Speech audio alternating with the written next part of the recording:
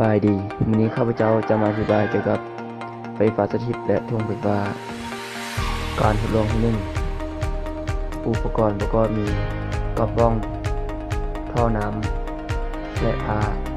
เอามาเริ่มการทดลองกันเลย 1. นำเอาท่อมาทู่ใส่กับผ้าหลังจากนั้นนำเอาท่อไปเกากับกระป๋องสังเกตและติดตามการทดลอง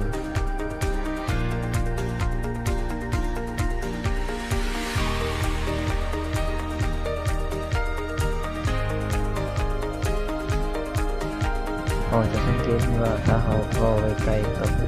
กระป๋องจะเห็นว่ามันบริดูดกัน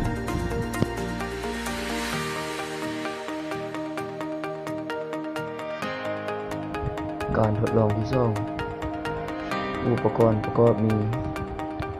ท่อพลาสติก2 อันผ้าและตุกน้ำ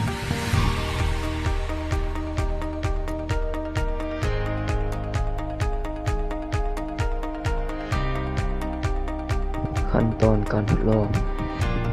นำเอาท่อยาง2 อันมาทู่ใส่กับผ้าหลังจากนั้นเอาท่อยางอันหนึ่งไปไว้ถึงกระตุกน้ำหลังจากนั้นเอาท่ออีกอันมาเกยกับส้นท่อที่ทู่เราก็จะเห็นว่าท่อ2 ท่อนั้นจะอยู่กัน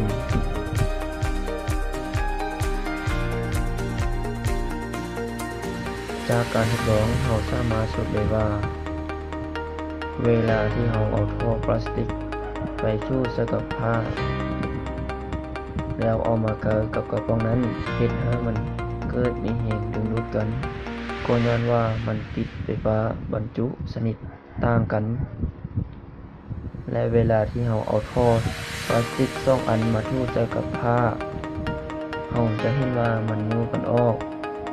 และสิ่งที่ถ้ามันเกิดมีความแรงดึงดูดและอยู่กันนั้นเอาเรียกว่าไฟฟ้าบรรจุและอีกอย่างหนึ่งเวลาที่เราเอาท่อที่ทู่ใส่กับผ้านั้นไปเกยกับวัตถุ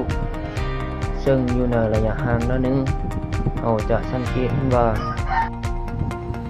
มันอยู่ห่างกันเกินไปหรือเว้าอีกอย่างหนึ่งว่า